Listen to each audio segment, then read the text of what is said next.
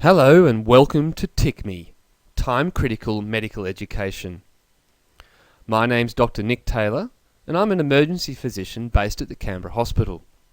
Today's tutorial is all about heart failure, or as I like to think about it, blood goes round and round, but sometimes it doesn't.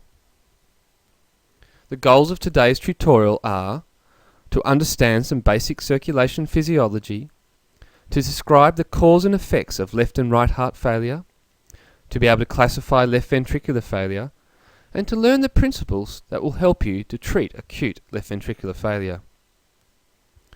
First part of the talk is about the physiology of the circulation, or blood goes round and round. If you've seen the shock talk, then you'll be familiar with this schematic.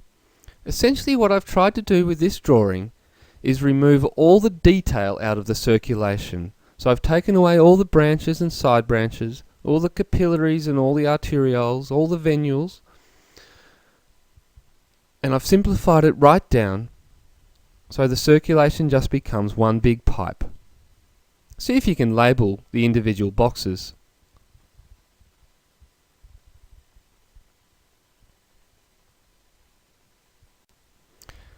How did you go?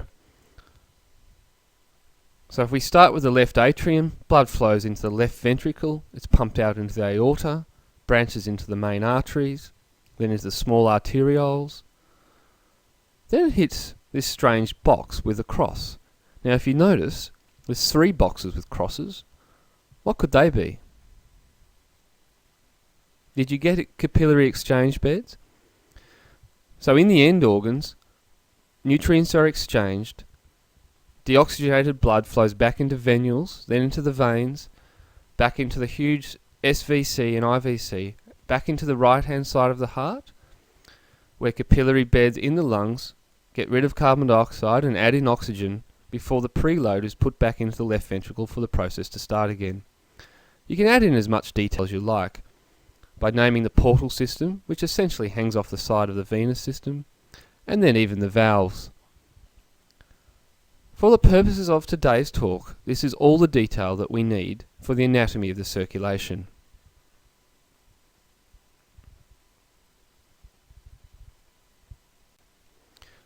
Right, next, some of our favourite things, equations. See how you go with remembering what these are. Cardiac output equals, and blood pressure equals. Do you remember what the equations are? How did you go? Cardiac output is the amount of blood pumped out of the heart in a minute. So it's the heart rate, number of beats per minute, times the stroke volume, which is the volume per beat. And the blood pressure is this cardiac output times the total peripheral resistance in the circulation. Next question is a concept of preload. What is preload? Well, preload is the initial stretch of myocytes in the left ventricle before they contract. But we often describe it by using a surrogate, and that is the volume of blood in the left ventricle at the end of diastole. It's known as the left ventricular end diastolic volume. Now this also equates to venous return. What about afterload? This can be a more challenging concept. Now afterload is the left ventricular wall stress. Now the thing about wall stress is it's wall tension divided by wall thickness. Now what's interesting is wall tension is made up of pressure times radius. Now if you think about a dilated heart with a thin wall, then its radius is going to be greater and its wall thickness is going to be lower. So ventricular wall stress or afterload will be much higher in a dilated thin-walled left ventricle. The opposite of this is a thickened ventricle, such as in left ventricular hypertrophy, where the radius is small but the wall thickness is high. So the afterload in left ventricular hypertrophy is less than in a dilated heart.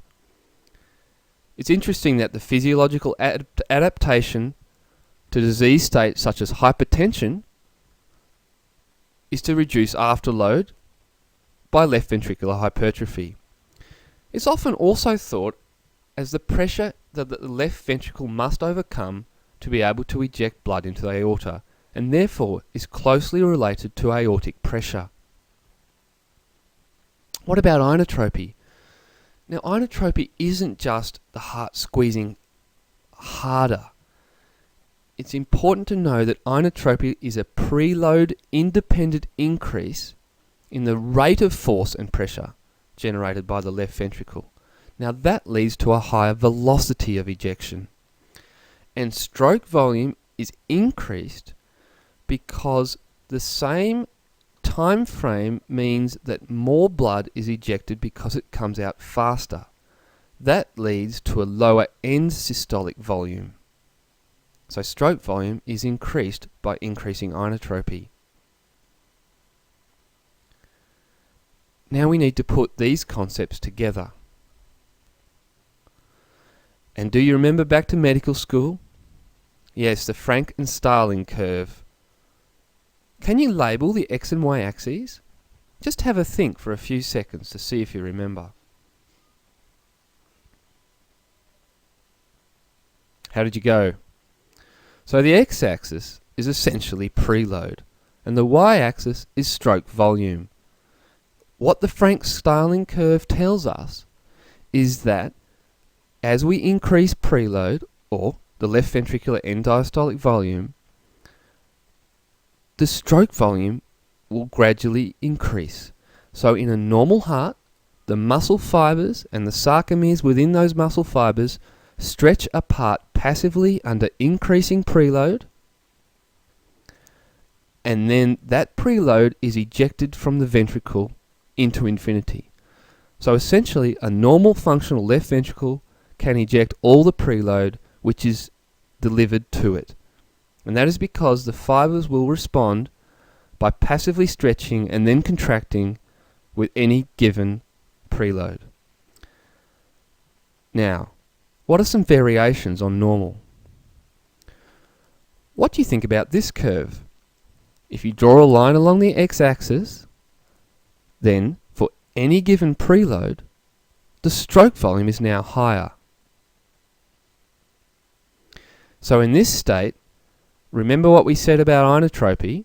It's preload independent. So for a given preload, the stroke volume increases because the rate of ejection of blood from the ventricle increases.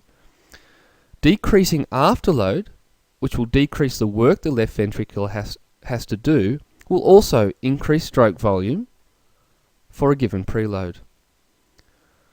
And what about this curve? This is almost the most important one to understand. For a given preload, there will be a lower stroke volume than in the normal state.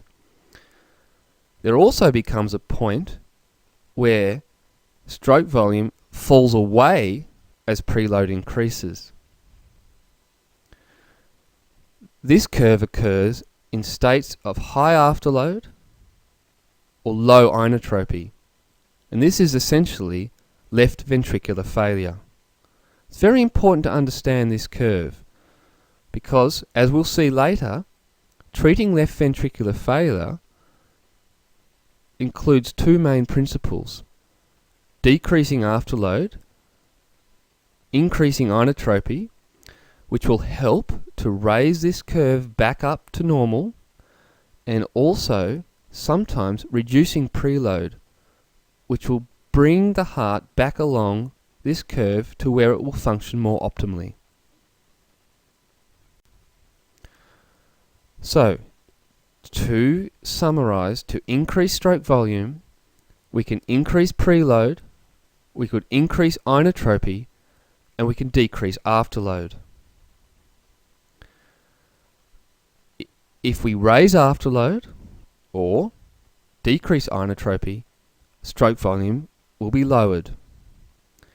And remember that preload is free. Preload causes a passive stretch of the left ventricular sarcomeres in the myocytes. The myocytes then respond by contracting and squeezing that blood back out.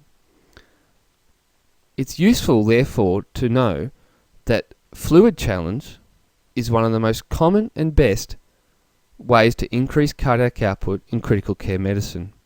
It doesn't involve any extra myocardial work. But decreasing afterload or increasing inotropy will have some costs to it. So let's go back to our equations. Cardiac output equals heart rate times stroke volume, and we've learned what are the factors that influence stroke volume, and blood pressure equals cardiac output times total peripheral resistance. So we've talked about some basic physiology. Let's now talk about heart failure. And this is the sometimes blood doesn't go round and round properly part of the talk. Okay, let's start by talking about right heart failure and its causes. When we think about causes of a problem in critical care medicine, I want you to move away from the standard paradigm of thought where you try and work out the absolute diagnosis. I like to think about this concept as the diagnosis being like the leaf on the end of a twig on a large tree. Now, unfortunately, in a time-critical medical emergency, trying to get to that end diagnosis can be impossible. Often they require lots of tests and lots of time for the test to come back. Instead, I like to think about causes as the branches or even the trunk of the tree. So let's think about right heart failure, and let's think about the causes in general. Remember that the right heart, particularly the right ventricle, is not a very thick-walled chamber. It's essentially a capacitance chamber which just transmits blood from the venous side back to the left ventricle. When it fails, blood can't exit towards the pulmonary circuit. So, causes are things that cause the right ventricle to not be able to pump out anymore. And the basic causes, or the branches of this problem, are left heart failure, pulmonary disease, and failure of the machinery of the right heart, failure of valves, failure of muscle, or failure of the circulation. Let's just talk about pulmonary disease for a minute. Pulmonary disease, in most causes, leads to hypoxia. Now remember, in lung disease, if there are lung units which are not being adequately oxygenated, the body's response is to shut down blood delivery to these units, called a shunt. This situation is called hypoxic pulmonary vasoconstriction. You can imagine if there's large areas of the lungs where vasoconstriction occurs, then the pressure within the pulmonary circuit increases, and this increases the workload of the right ventricle. As we've already said, the right ventricle is a capacitance chamber and cannot respond well to this increased pressure it has to pump against. The general name for right heart failure from pulmonary disease, as you know, is called cor pulmonale. In right heart machinery failure, there are lots of different causes. Probably the most acute one to know about is a right coronary artery infarction.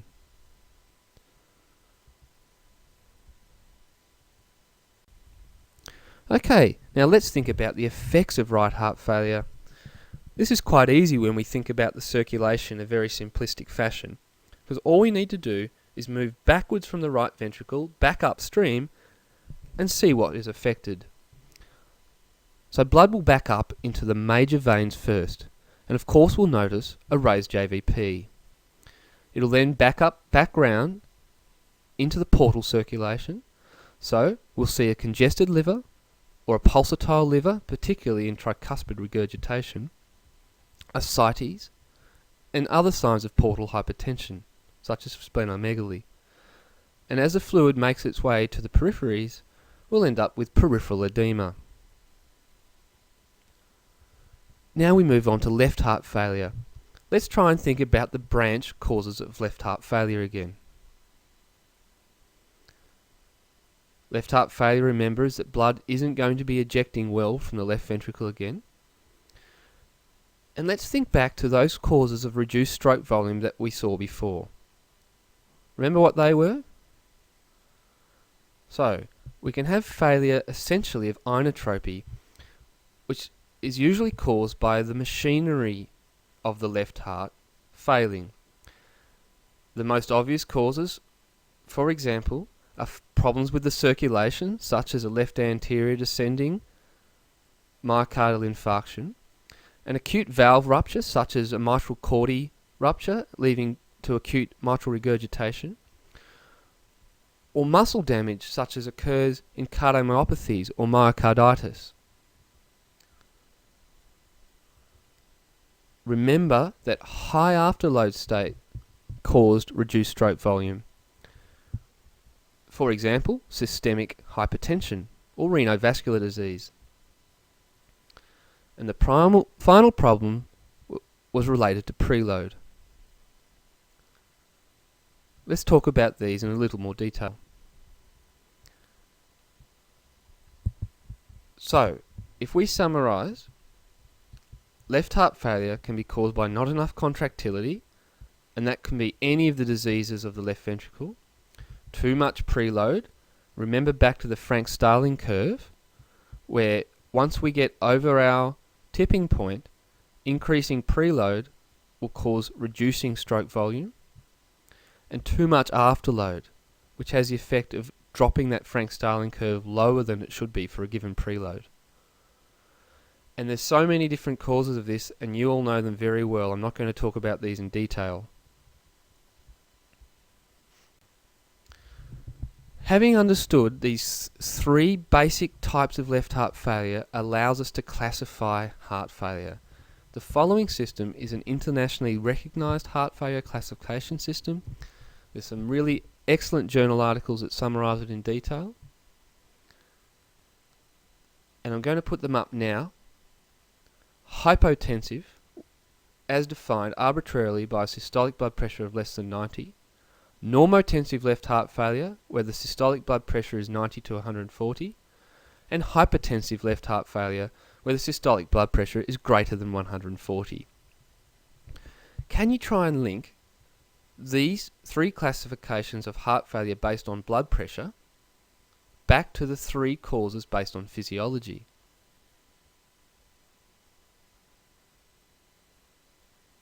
How did you go? Right, well, let's think about hypotensive heart failure first. Remembering that if the heart isn't pumping, it's going to have trouble generating a blood pressure. Remember, blood pressure was cardiac output times total peripheral resistance. And in reality, hypotensive left heart failure is generally caused by the failure of contractility of the heart. Hypertensive heart failure is probably the next easiest to think about. And remember that afterload essentially equated to aortic blood pressure. So it follows that hypertensive heart failure is usually due to problems related to afterload, which leaves normotensive heart failure related to problems due to preload. Let's talk about these in more detail. Let's talk first about hypotensive left heart failure. This is otherwise known as pump failure or cardiogenic shock. Its predominant problem is a very poor left ventricular ejection fraction. And remember what we said, it's due to a failure of contractility or inotropy of the left ventricle. Therefore, the treatment is usually with inotropes. Sometimes pressors help, and sometimes a volume challenge helps, particularly if we think our patient is hypovolemic, and remember the Frank-Starling curve. If they're on the steep part of the curve, a small volume challenge might increase the stroke volume. We're going to treat all forms of heart failure with non-invasive ventilation, and sometimes even with intubation and intermittent positive pressure ventilation. Now, CPAP is the commonest way to use non-invasive ventilation. It has multiple effects in heart failure that are beneficial, and it has been well proven in all forms of heart failure to have a mortality benefit. The reasons why CPAP helps is first, CPAP increases the mean intrathoracic pressure. Remember that venous return is usually a passive phenomena. Venous return is essentially sucked back into the right heart. It's helped along the way by the negative pressure generated during inspiration. So if we generate a positive pressure instead, it'll have the effect of reducing venous return. The other thing that CPAP does is recruit alveoli so that the lungs have more functional units to oxygenate. The other things that happen is the increased pressure within the alveoli will alter those Starling forces in the alveoli and across the capillary beds in the lungs to try and reduce the amount of free water that is able to come out of the capillaries into the lungs. Remember, examples such as causes hypotensive left heart failure are often the most spectacular, such as an acute arrhythmia, an LAD infarct, or severe myocarditis. Now, in normotensive left heart failure, remember that we said this was essentially a problem with too much preload. Remember that Frank Starling curve? We had to have an unhealthy ventricle before preload caused any trouble. In a completely normal ventricle, increasing preload just caused increased stroke volume. But if we've got an underlying sick ventricle to start with, then too much preload will push the heart into suboptimal operating zone. So the patient with normotensive left heart failure is usually fluid overloaded with some left ventricular dysfunction. So the causes are things that cause fluid overload. Often it's iatrogenic, particularly in a hospital situation where little old ladies are given 8-hourly fluid for 2 or 3 days, and that usually quadruples their normal intake, which is 2 cups of tea.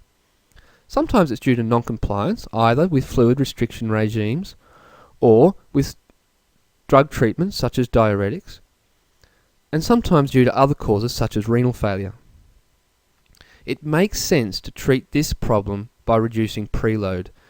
Now, we can reduce preload with diuretics, although in the acute situation these can take a little while to work because they have to find their way to the loop of Henle before they're effective.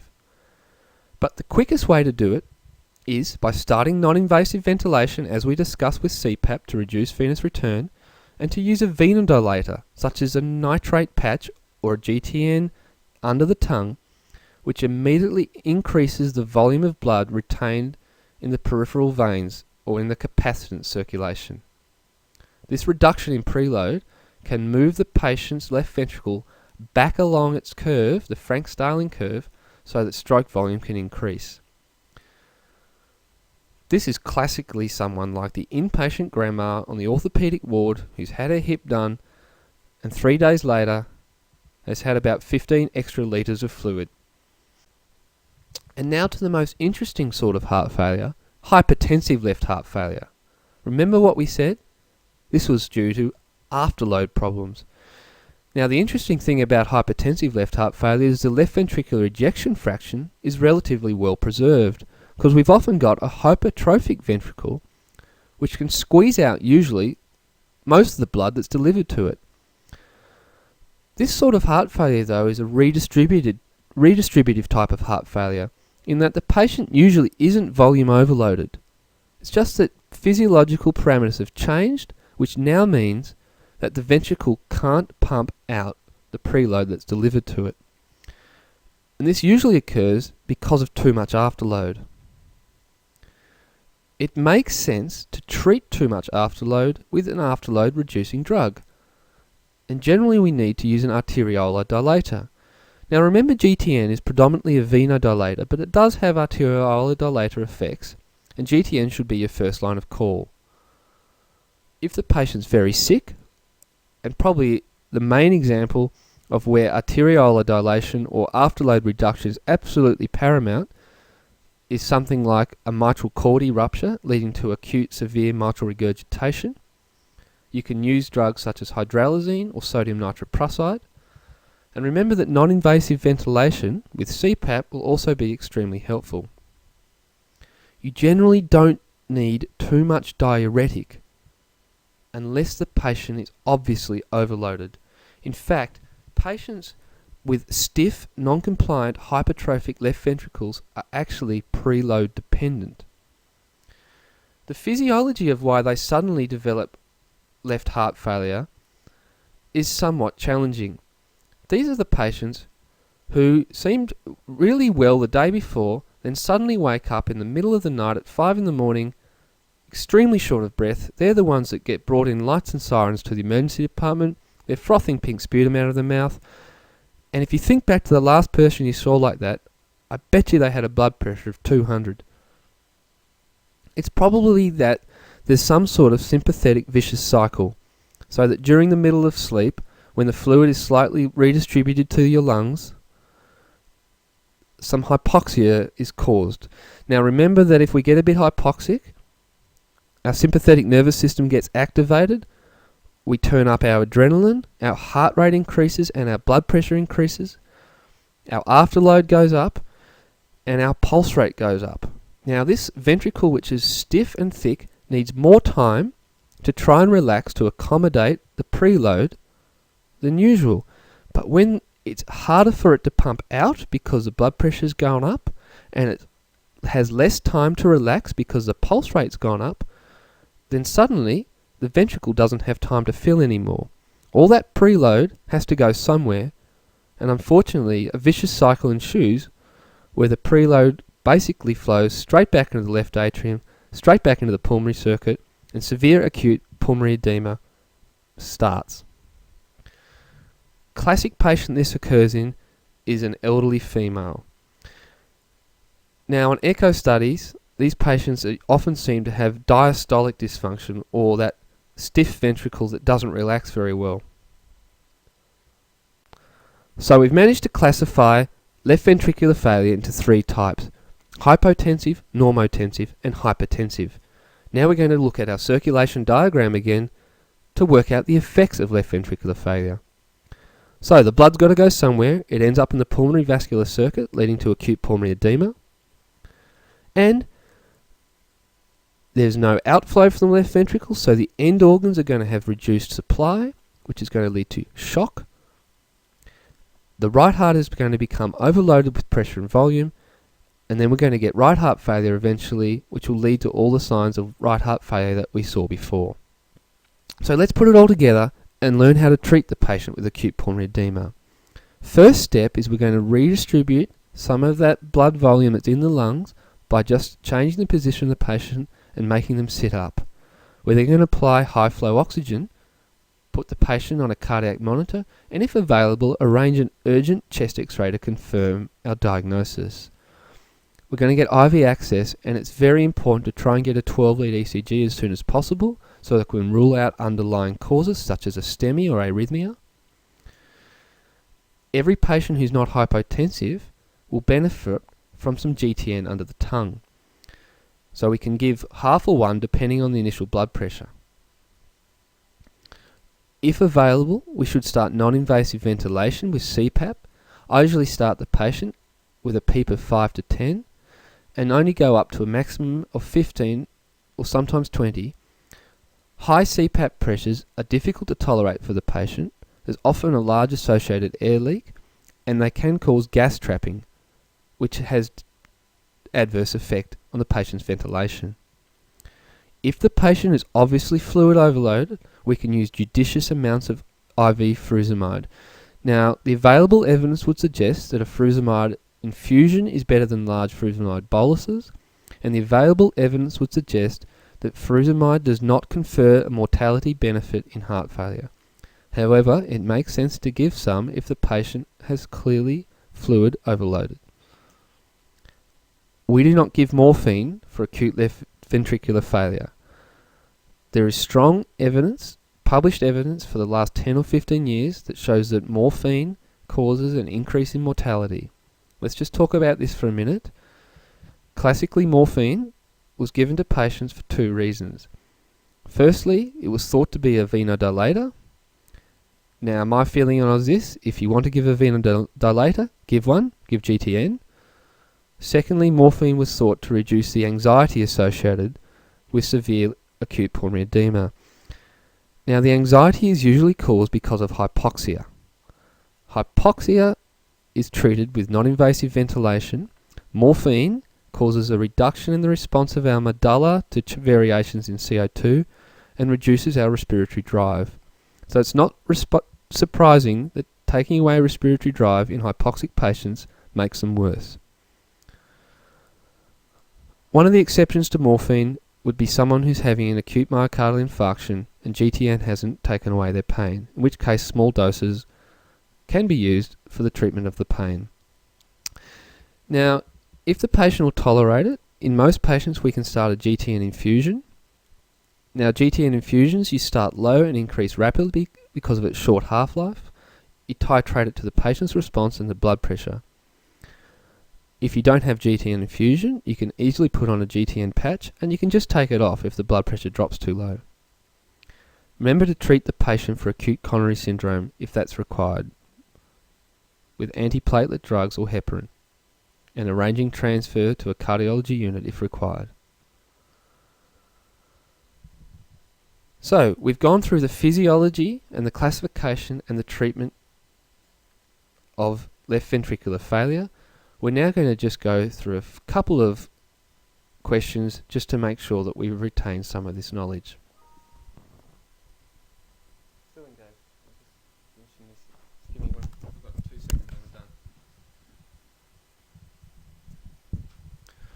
So we've got some questions just to rehash. First up, do you remember what preload is? That's right, preload is the initial stretch of myocytes before contraction, otherwise known as the left ventricular end diastolic volume or venous return. What about afterload? That's right, afterload was the left ventricular wall stress, otherwise equated to the amount of force the ventricle has to overcome to eject, otherwise known as aortic pressure. Do you remember what increases stroke volume? Think back to that Frank-Starling curve. Stroke volume can be increased by increasing inotropy, decreasing afterload. Now remember, you can also increase stroke volume by moving along the preload axis. So in a patient whose ventricle is failing and there's too much preload, then reducing preload will help stroke volume increase. And in a patient who's on the steep part of the Frank-Starling curve, then giving them a preload bolus such as fluid will help increase stroke volume as well. Can you classify left ventricular failure into its three types? Remember, there's three physiological types and three blood pressure types, which is a practical and clinical way. That's right, it's hypotensive left ventricular failure, otherwise known as a failure of inotropy. Normotensive left ventricular failure, which is generally due to too much preload. And hypertensive left ventricular failure, which is generally due to too much afterload. And finally, do you think on reflection that you could confidently treat a patient with acute pulmonary edema now? Hopefully this tutorial has given you some physiological building blocks to think about the patient with, and also a practical method of classifying the patient's heart failure on arrival. Remember that the patient who's tachycardic, grossly hypertensive, should be predominantly treated with dilators, not with frusemide. Remember that a patient who's got acute pulmonary edema will generally benefit with the use of non-invasive ventilation. And remember that a patient... Hopefully today's tutorial on heart failure has been helpful and interesting. Thank you for your attention, and we'll see you next time on TiCME.